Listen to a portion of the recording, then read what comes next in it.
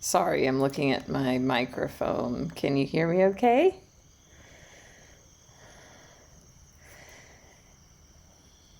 Good morning, good afternoon, good evening. Britt, Diane. Good morning, Nancy. Welcome, Jess. Hello. Hi, Barb. Hi, Andrea. Welcome, welcome. Excited to be here with you all today. I'm liking joining in at this time of day. Usually I join in the opposite time of day. And I like being able to connect with people who may not be able to join in the evenings in the West. So glad that we can be here now together in the morning time in the Western Hemisphere. And I'm in Bali, by the way. So if there's anybody new here, please say hello. And I'm excited about another installment of our Michael Singer special, what I like to call the Surrender Circle. So this is a place where we deep dive into Michael Singer's teachings, who is my top teacher for now. That may or may not change, but yeah. And if y'all follow me, you know that I love to talk about him and his teachings. So what we're going to do today is we're going to start a new talk. So the past few installments of this live series, we have dove into his talk called Give Up on the Old Way. If you want to catch the replays of that, it's at a playlist in my YouTube channel. So you can follow me there and access that there. If you want the link, send me a message.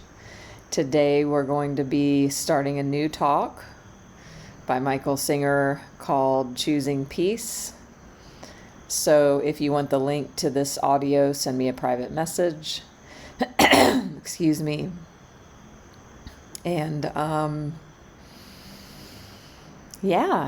so if you are new here, please say hello. Introduce yourself if you would like.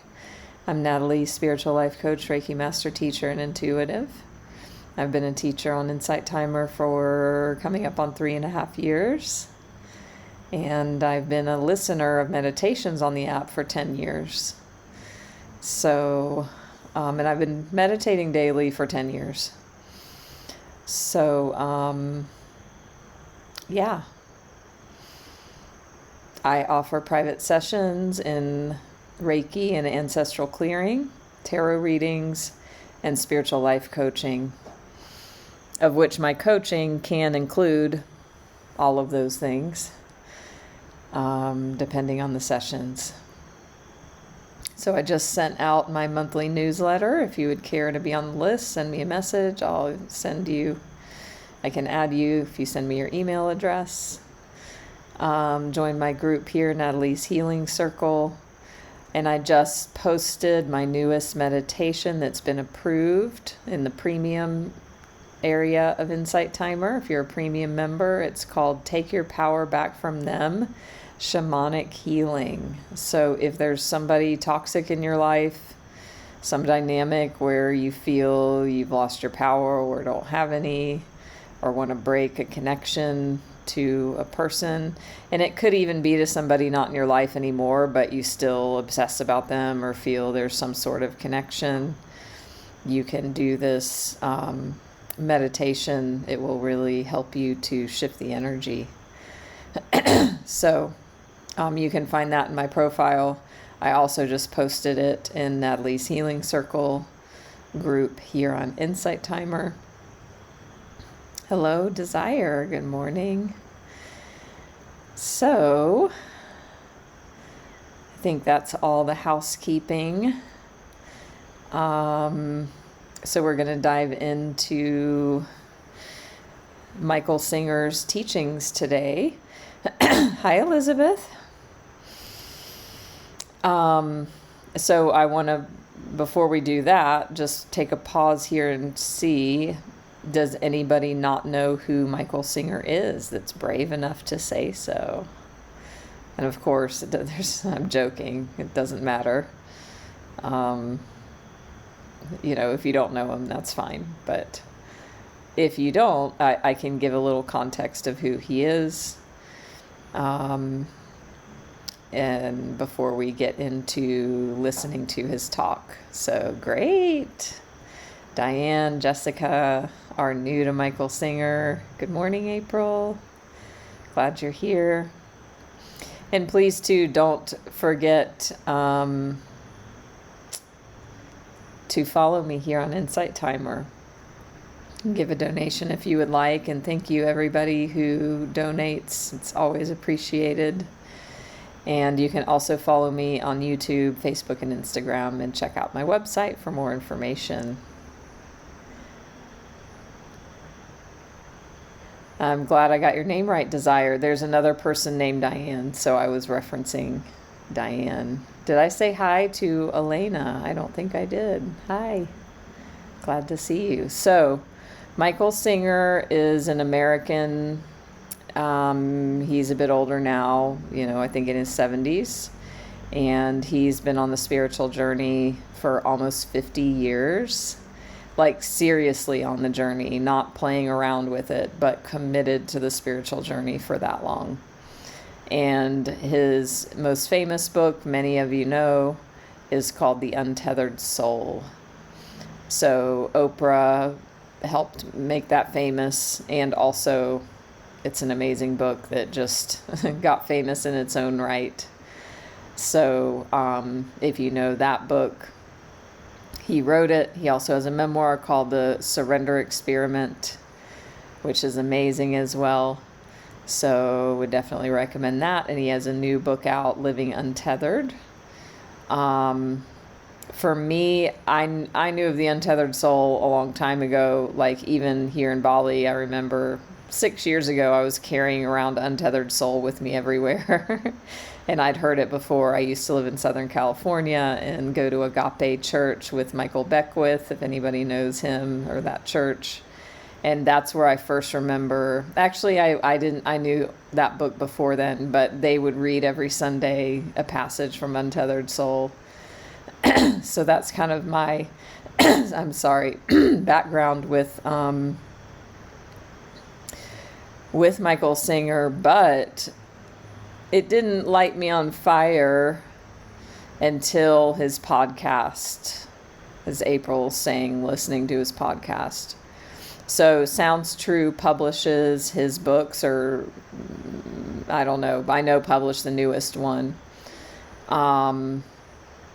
And so a few years ago, they started a podcast, and really it's a podcast, but also it's just him talking at his temple of the universe, which is what he calls where he lives and people come and all of that. So actually on his website, he talks a couple times a week there. And so they upload the talks there, and that's where this podcast comes from.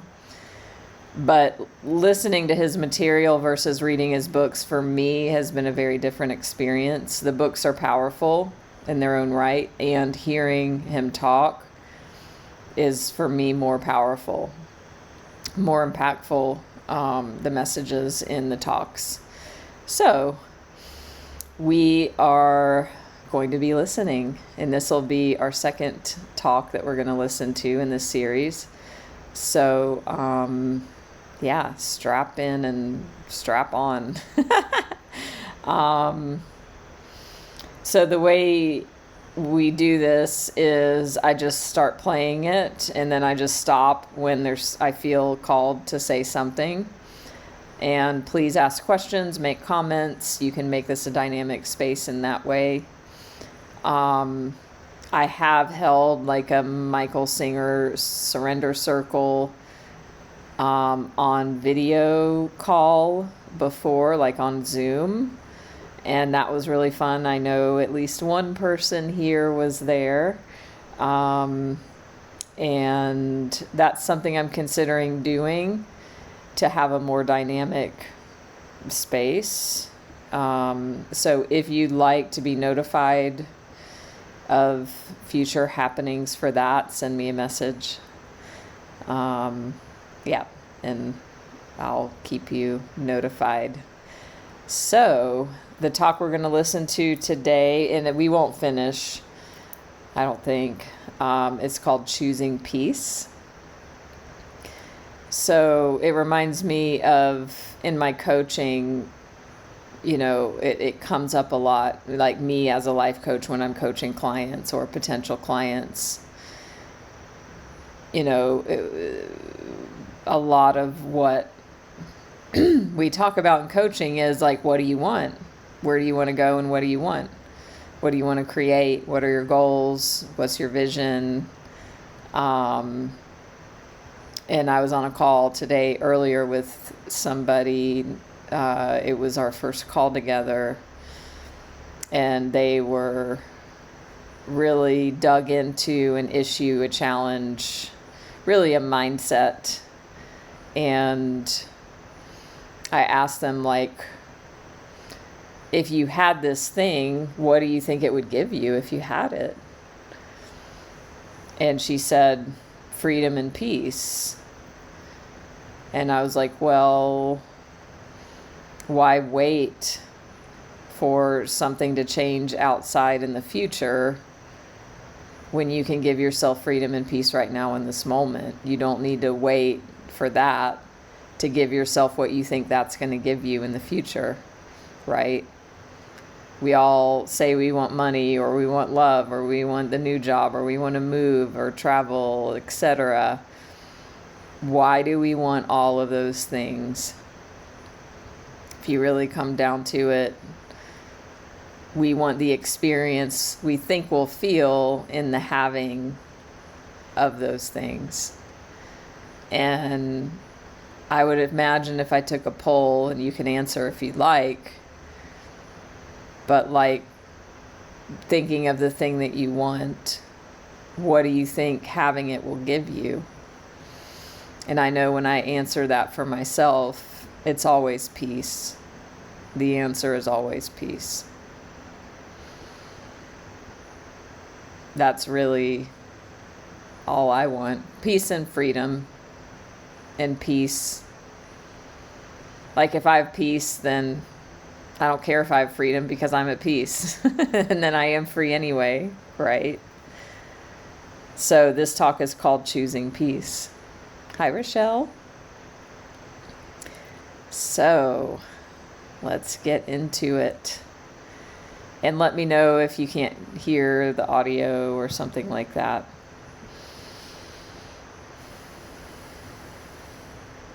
Desire wants to be free and calmness. Nice. That is a good intention. I also have a playlist I've made too on my YouTube of Michael Singer's most powerful talks. So if you want the link to that, you can find it on my channel, subscribe there, and or I can send you the link to it.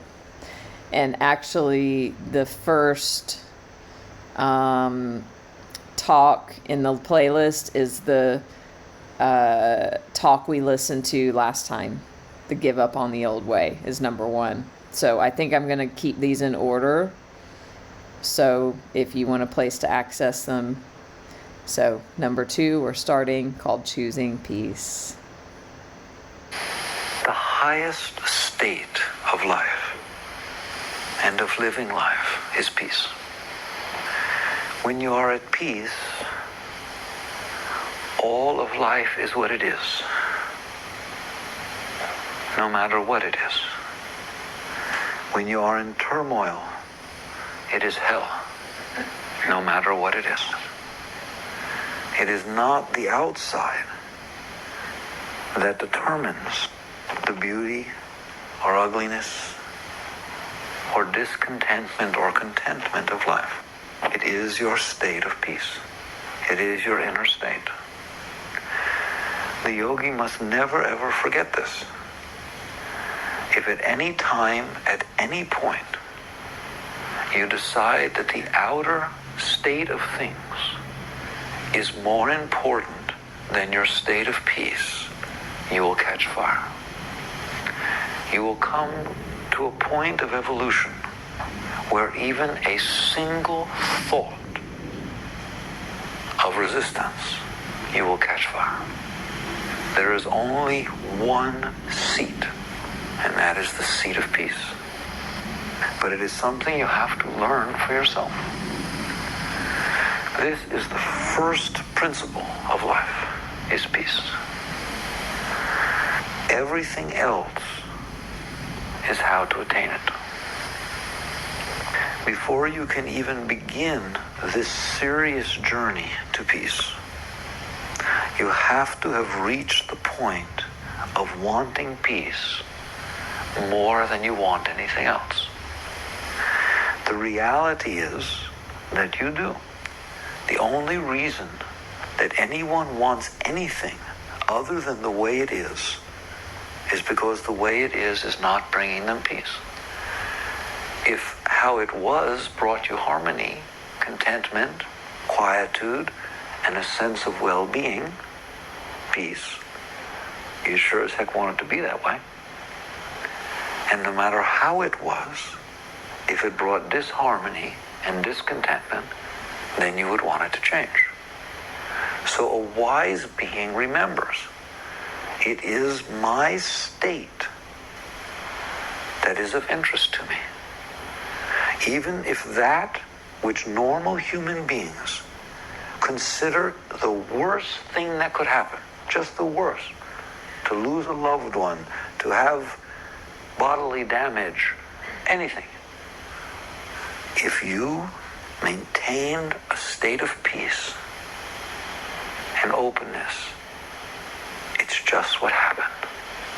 It's just what happened next in the unfolding of the drama of life. And even if the most wonderful thing happened, meeting a loved one, spiritual healing, anything, and you freaked inside and started worrying about it, started thinking, well, what will happen now? What if I lose her? Oh my gosh, she says she loves me, but what if tomorrow she won't? And what if I rely on her and I see I'm getting so attached? And then you are in pain and you're suffering. So the first point is beyond any doubt. You have to come to this understanding that what you want is your inner state, is your state of peace. Once you have seen that, life becomes fun. Life becomes not a challenge to make it the way you want it. Life becomes a challenge to accept it the way it is. Life becomes a challenge to say, is this worth giving up my peace over? That is always the question that a yogi asks in the arena of life. Is this worth giving up my peace over? And the answer is always no. Always the answer is no. This is not worth giving up my peace over. Why? Because I said that peace is what made everything beautiful. So why would I give up my peace over something? Only because you think it will make it more beautiful. But it doesn't. If you struggle with things, you cause more disturbances. So peace must sit paramount. Then if you say, is this worth giving my peace over, wait till you see what happens to you. Because even if you say no, you don't stand a chance. You're going to see that you're giving up your peace over it. You're going to see that the energies inside of you don't agree with you. And that the situations that are happening outside, no matter what they are, create disturbance inside. And that the natural tendency is to push them away. Just if somebody comes to you and they stand too close and you feel uncomfortable, you want to back off. You want to push them away. It is the same thing inside. When those energies start going and you get disturbed and you feel that inside, you want to get the monkey off your back. You want to push that off of you. And the only way we have ever learned how to do it is to fight with the outside. Somebody says something you don't like, make them take it back. Ever since you were a little kid, make them say they're sorry. Prove that they're wrong. Why? Because if you can shove the energy back on them, then it's not on you. And if it's not on you, then it's not creating these disturbances inside, and that's how you think you will attain peace. No. That is relative peace. That peace only exists if this person's saying they're sorry. It only exists if this person doesn't ever do it again, or say it again, or behave this way again. Your peace is now completely dependent upon another person's neurosis. Good luck. Now what happens when your inner state is dependent upon everybody else's behavior, which is our normal state. From the time you get up in the morning till you go to bed at night, everybody better behave. Everybody.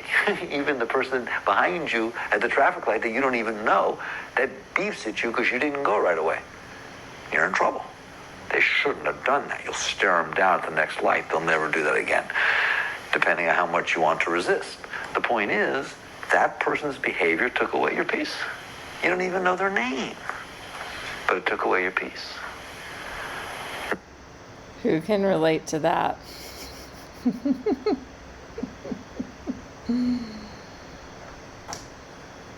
Guilty.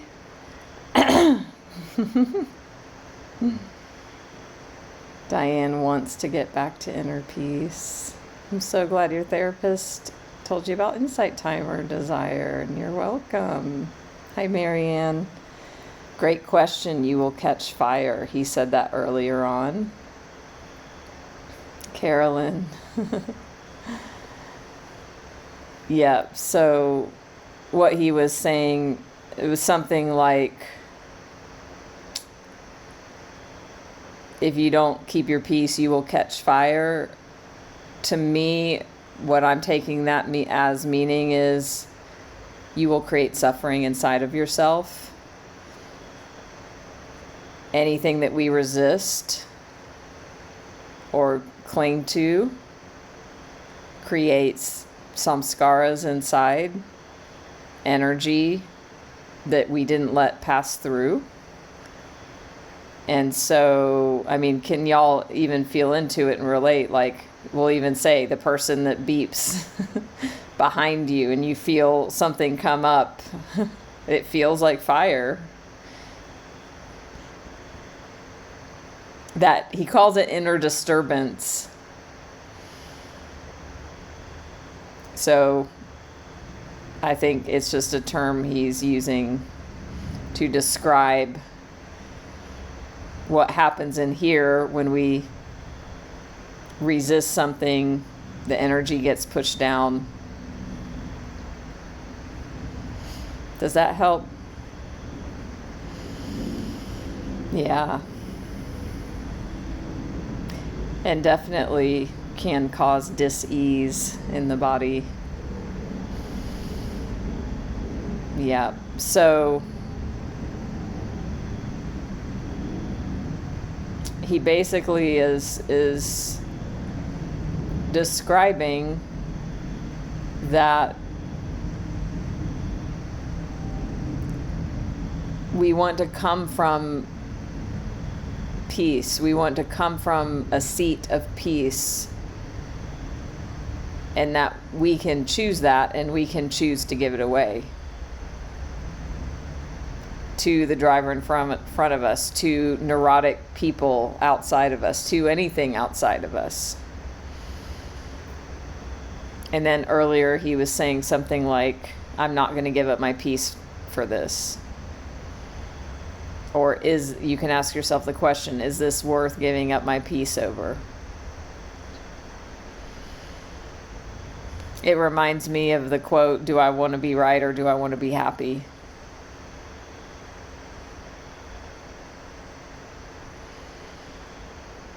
And how many of you have an inner voice that wants to go around being right every second of every day, besides me? The thing is that it's automatic, survival, ego programming. It's trying to help us, trying to keep us safe. By judging everything, it then it knows how to deal with it and put it into boxes. Yeah, exactly, April. Great point. That's kind of what I was just saying.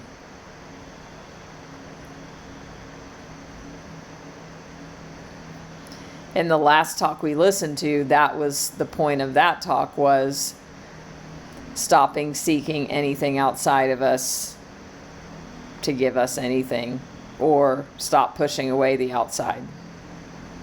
And that's what he said earlier as well. So, continuing. Now how much for your children? Now how much for your spouse? Now how much for your parents? Now how much for your friends? Now how much for your lovers? You take away your peace. Why? Why would you let that happen? Peace is all that's beautiful. Peace is what makes life beautiful. When you walk in the woods, you don't care about the woods. You want the feeling of peace to come over you. That's why you like the woods. You like anything that will bring that feeling of contentment and peace over your being. Even when you say you like people, you like them because they bring about a sense of well-being. And if you dislike people, it is because the opposite happens. So it always comes back to peace.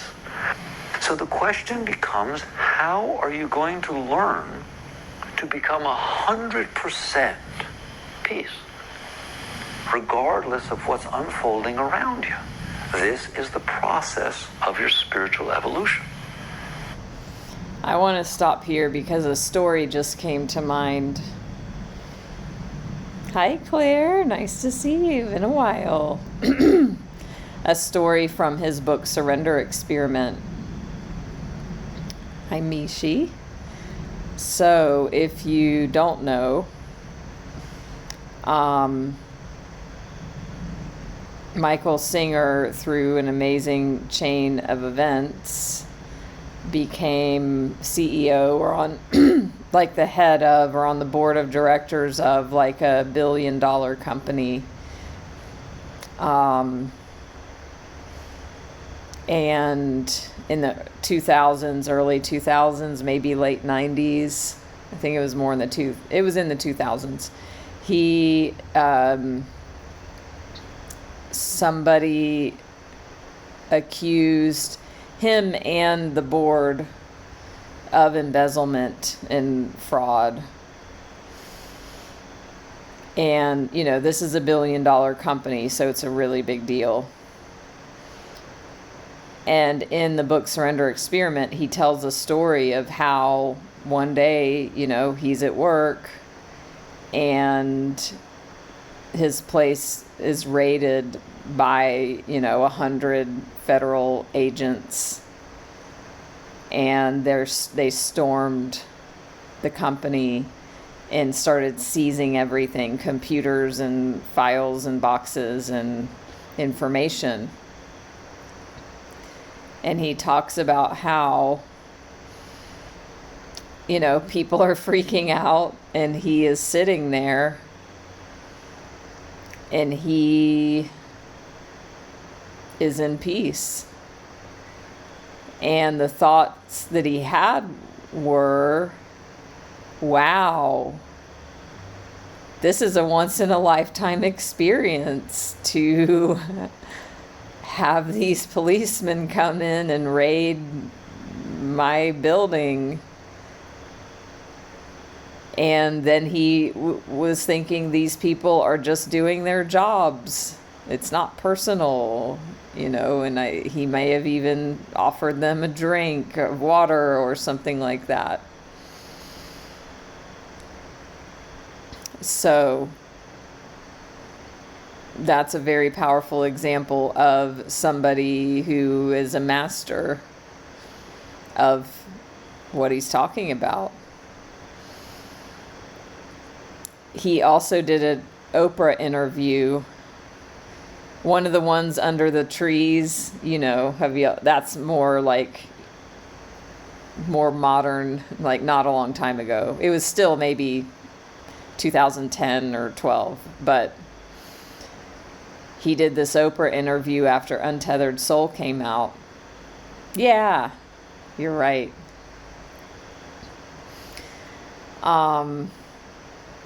And she asked him about the writing of Untethered Soul, and he wrote it.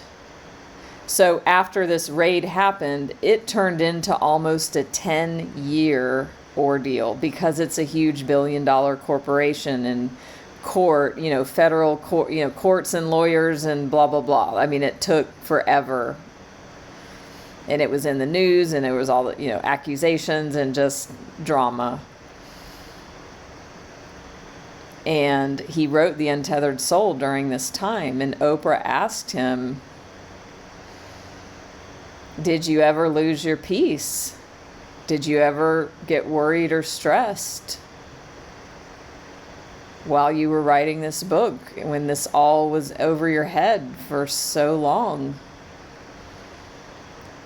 And he said, I never lost my peace. And Oprah was like, really?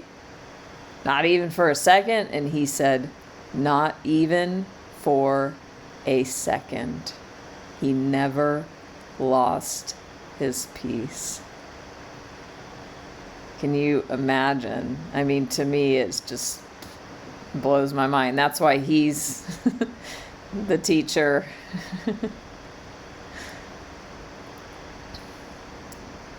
Can you imagine that? He never lost his peace. So what's possible for us? Hi, J.E. Yeah. So it is hard to override, and it's possible. I'm not going to stay in, it's hard. I'm going to jump to, it's possible. He's an example. And it just takes practice. And I think you were here, many of you were here for the talk we just listened to before this one, the Give Up on the Old Way.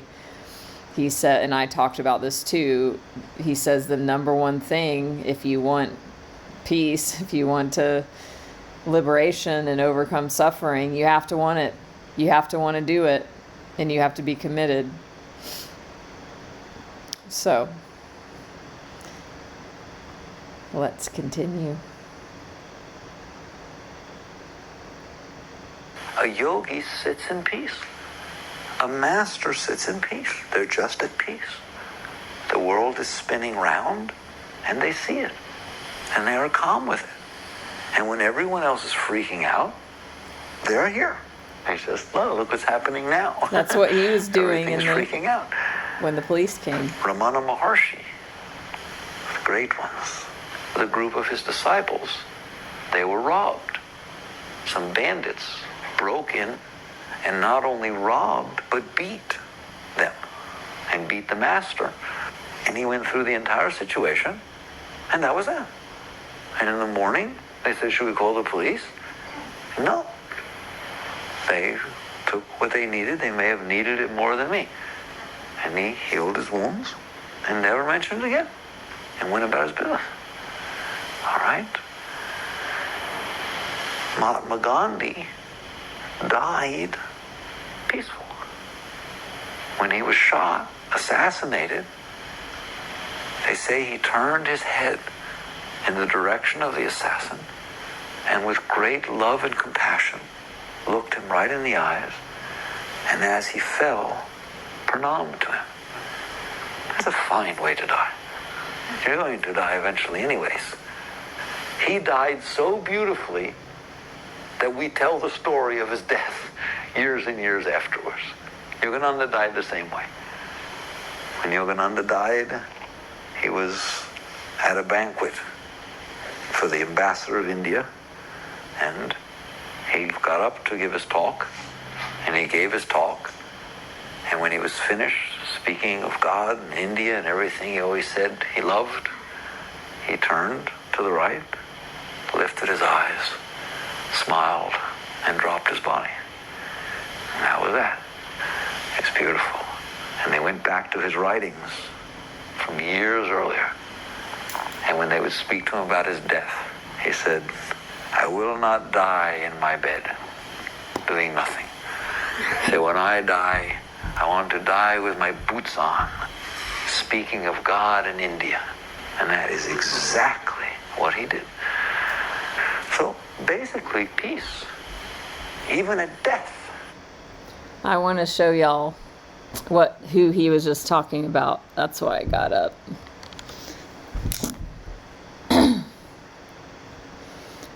So he was telling a couple stories of how Gandhi died at peace and Yogananda. Does anybody not know who Yogananda is? Paramahansa Yogananda, Autobiography of a Yogi. So he just told the story of how he chose to drop his body. Have y'all heard about gurus or monks or very powerful beings that choose when they will die? So what he just talked about, Yogananda was at this banquet, and then he chose to leave the body. This is a picture, maybe some of y'all have seen this. It's called The Last Smile. Look it up online or something, because the resolution's not good in this video, but I think the image still comes through. This is an hour before he died. And he knew he was going to drop his body, as Michael Singer just said. This is on my altar. And this is a page from Autobiography of a Yogi. This is a very famous portrait. This is taken an hour before he was going to choose to die. He knew he was about to leave his body. Look at the piece. I mean, it makes me cry. Like, that's why I have this on my altar. You can see. So I'll read. It says, a photograph taken an hour before his Mahasamadhi, a yogi's final conscious exit from the body. Conscious exit, when they choose. At a banquet held in honor of Ambassador blah blah blah in India, March 7th, 1952 in Los Angeles, California. The photographer has here caught a loving smile that appears to be a farewell benediction for each one of the Master's millions of friends, students, and disciples. The eyes that already were gazing into eternity are yet full of human warmth and understanding. Death had no power of disintegration over the incomparable devotee of God. His body manifested a phenomenal state of immutability. So this is another part of the story. After he died, his body did not decay for weeks. And it might be on this page, no. Yeah, it's on another page, but yeah, it was like a scientific thing. I think they brought scientists in to investigate, like, his body did not do what normal bodies do after the soul leaves. So it's very inspirational and interesting. Hola, Laura. Buenos dias. So, and this is the autobiography of a yogi. Most of you have heard of that, I imagine. This is the yogi, and that's the story Michael Singer was talking about, as well as Gandhi's assassination and how these people died at peace. Yeah, he wasn't super old, 50s, 60s maybe, I think 50s. So, if you are joining in and missed the beginning, we are listening to a talk by Michael Singer, author of Untethered Soul. If you want a link to the talk, send me a message. And don't forget to follow me here and everywhere if you would like. You're allowed to have peace. Do not give up your peace. Peace makes living beautiful. Peace makes dying beautiful. Peace is the soul centered within itself, which is then capable of experiencing and appreciating this unbelievable planet, which is spinning around the middle of nowhere.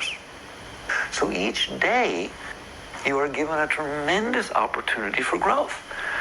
To the true yogi, the funniest thing to hear someone say is, I want to do my spiritual things, but everybody keeps bothering me.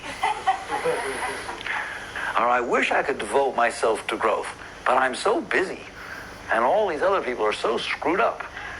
That's crazy. Every single moment, you are given the opportunity to practice peace. That's what it's all about. No one's taking your peace away. You are giving your peace away. You are saying that this person doesn't get to do this. This person doesn't get to say this. We do it all the time. And then we justify it in the name of right, in the name of morality, in the name of business, in the name of money, in the name of everything in the world. We sit there and lay down these rules. And then we use those as an excuse to give up our peace. A yogi never gives up their peace. Never. You never give up your peace. You don't suppress the things inside of you that would take your peace away. You release these things. And this is the deepest teaching. This is the second principle of growth. The first is that you attain your peace. And the second is you maintain your peace. The only way to maintain your peace is through release. You cannot fight for peace. This is when it gets subtle. So once you have decided, every morning and night you say it to yourself, I want to attain peace. I want to be able to live an entire day after day in a state of harmony and peace and contentment and enjoy my life. This is your life. Your life is not later. Your life is not when you graduate. Your life is not when you have your children. Your life is not when you retire. Your life is not when you get your finances together. Your life is not when you meet the person you love. Every single minute of every second is your life. That is the only place that life exists, is now, right here. You have a life now, each moment. And if you can't have a life in the moment, it is because you have not worked for peace. You're thinking that you have to change the outer situations in order to get away from all these problems. There are no problems. There's only life. You're defining life as a problem, and then you want to get away from it, and you wonder why you have no life. There are no problems. It's marching to the tune of natural evolution. Everybody's behaving the way their genes and their upbringing and all their sociological and psychological factors tell them to behave. What are you going to do? Change it? Have fun. Especially in 5 minutes, you're going to change it. Don't you dare ever be like, okay, well, you're right. All of the years of heritage of how your parents treated you and all the breakups and all the samskaras, not to mention every environmental and atmospheric and place of the planets and everything that's influencing your behavior sure is going to stop because somebody yelled at you. Who are you kidding? I mean, what are you going to do, freak out? You're going to freak out because of how somebody behaves? Have you got any idea how many factors there are determining their behavior? You're going to freak out because something went this way or something went that way? Your attempt to fight with it merely makes you part of it. If somebody can behave the way they have to behave, and I'm able to experience it and be peaceful about it, and literally be open and caring, and what do I care? and it's there, then when they're through behaving that way, I'm through being in their behavior. And so basically, you just stop selling yourself short. Stop telling yourself that you can't. Stop telling yourself that everybody has to be a certain way and everything has to be a certain way in order for you to be okay. You stop it. And you say to yourself, I'm here visiting this planet which is spinning around the middle of nowheres. And you've dropped down to visit the place, and you experience it. And you be open. And you be peaceful. Now, once you commit yourself to that, each moment of each day is the true spiritual growth. Every situation will unfold as it must. That is the other deep law. Things unfold. It's big. It's real big. And you didn't make it. And there are lots of forces, psychological, physiological, spiritual, everything, all interacting together to make up the now. And all of those forces will cause the cause and effects that make up a moment from now, then a moment from now, then a moment from now. And it's happening all over the universe, and it's all interconnected. And all the atoms make it up, and all the planets make it up, and everything makes it up. And every behavior that every person ever had for the history of the world makes up now. Change any of them and you'll change now. So basically, you are the recipient, the inheritor of creation. And it is making this moment. And all that's being asked of you is to appreciate it. All that's being asked is to experience it. And you will see that the next moment will unfold naturally. And then the next moment. And then the next. And if you're able to stay calm, magic happens. You find that you're here, peaceful, calm, serene, centered. And it's flowing around you. And it's fine. And it doesn't need you. And you don't have to ever worry. You don't have to ever fight with it. You don't have to ever freak out. You don't have to teach it anything. You just experience it like the waves that flow over you when you're bathing in the ocean. And it's a beautiful experience, unless you decide that you don't want the waves flowing over you, or you don't want them behaving like this, or you don't want them going this high, or you don't want them going that low, and you want them coming when they're not. Then you have a terrible time just floating out there in the ocean. It is the same thing here. The flow of life is passing around you and through you. If you would ever be at peace with it, you would see it's great. It's very high. It will not hurt you. In fact, it will lift you. It will give to you. It will bring to you everything you could ever need. How would I told you that the laws are such that you don't have to take a thing ever? The being who is at peace never raises their hand, either to strike or to take, neither to protect nor to cling. You just be there with it. You just be at peace with it. And you will see that it will bring to you more than what you could ever take from it. You don't even ask for anything. Just peace. The yogi is only asking for peace. Now, how do you attain to that? By not giving up your peace. You start in the morning by saying, I am peace. I am peace. This day will unfold. I'll be on the planet. Whatever unfolds, unfolds. None of my business. I didn't make the planet. And I will be at peace. Then instantaneously something will try to take your peace away. Something. Someone will call you. Why don't they leave me alone while I'm being at peace? That is called resistance. And that is one of the greatest laws that you can learn, is the law of resistance. If you resist what is, you create waves. You create eddies, you create ripples, you create problems.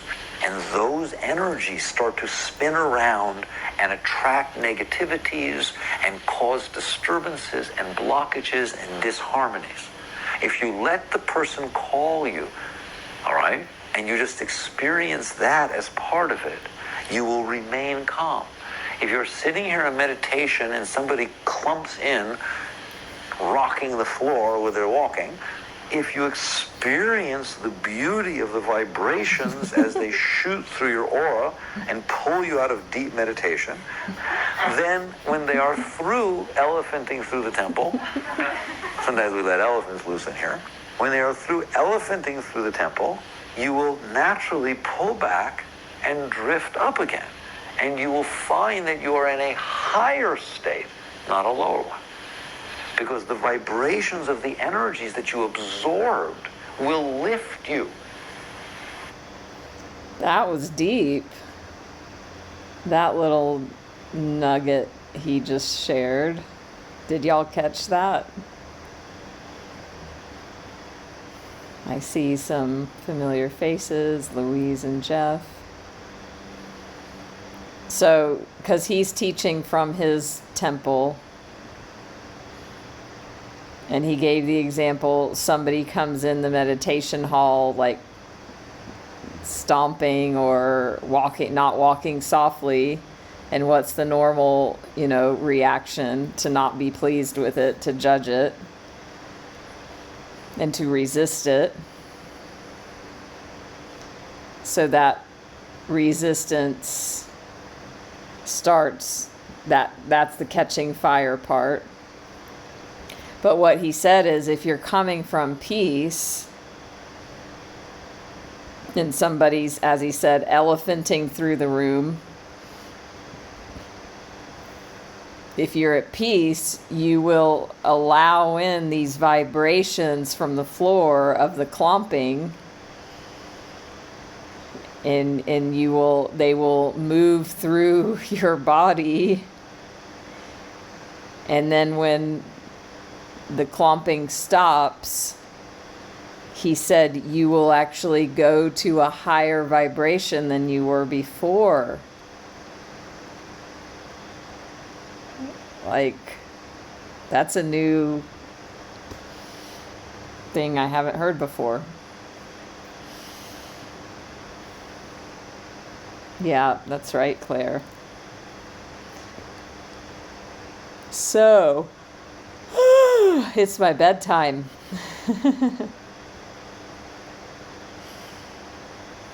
Maybe I'll rewind. Yeah, totally. Well, he is the surrender king, letting go of control. I'm going to rewind it a few minutes, and then next time we're going to start at the beginning of that little example, because I've actually never heard him or anyone else say something like that before. So I'll figure that out off after we get off the live, but yeah. So, and if you don't know, if you joined in late and you don't know me, I'm in Bali and it's almost 9 p.m. So bedtime is soon.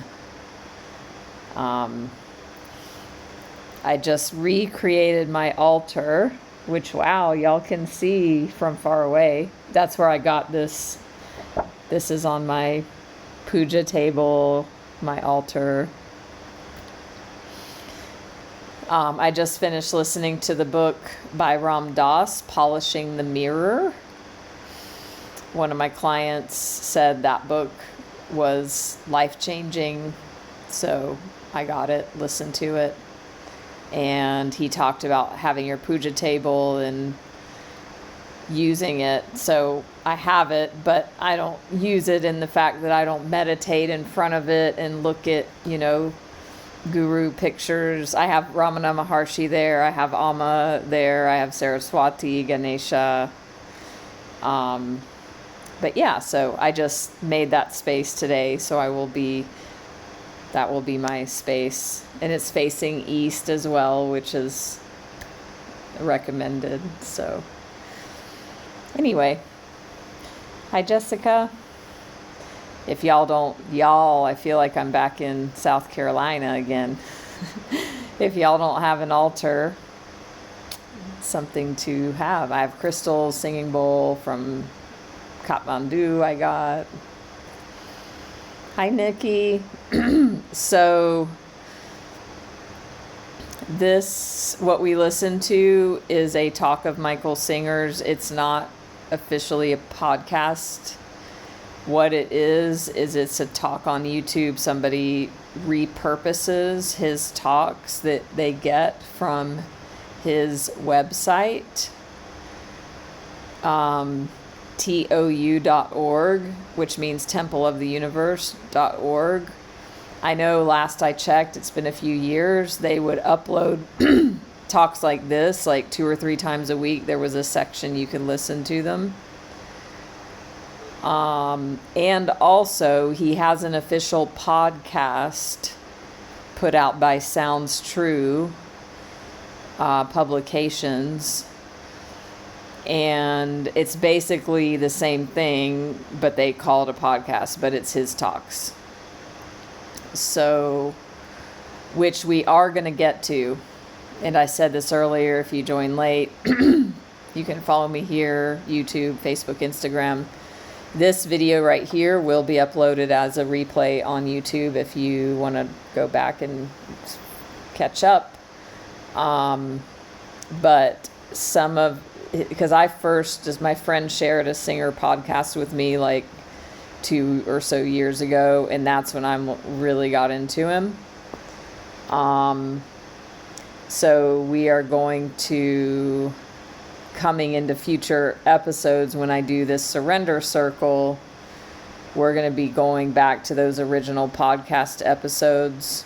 It's just called the Michael Singer podcast.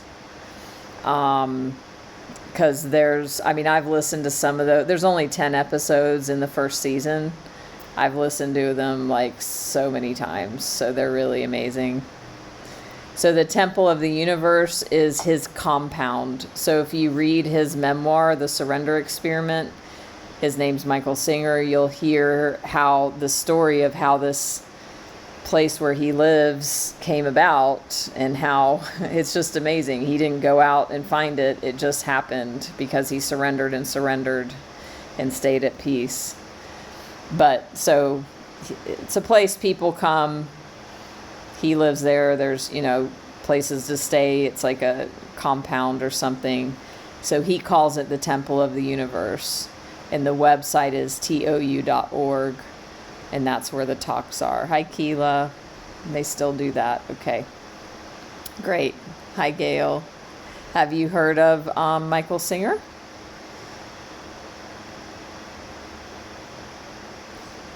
No. Woo! So I don't know how much of his talk you caught, but if it resonates, your life is about to change if you resonate with his teachings and you dive in. I know many of you here have had, life-changing alterations, shifts of perception, just like me, around his work. So, all right, I will be going live in 24 hours with conversations with God. If you don't know this is another, this is why I teach these things, because they're so powerful, important, and impactful. This one is just as impactful as Michael Singer's work, if not more.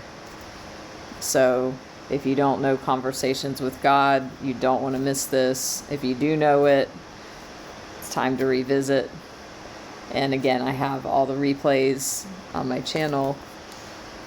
And if you don't know the book, and if you're joining it, it doesn't matter. Just come, you'll hear what you need to hear. So, great, Gail. Glad you caught that.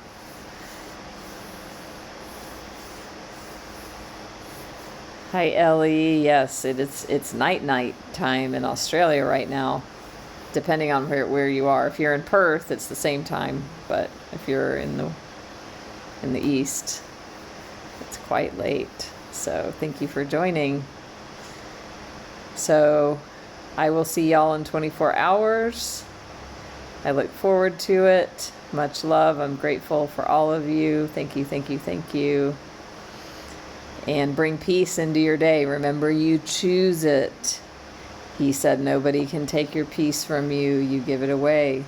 Don't give your peace away. That's your choice. That's why I call him spiritual tough love.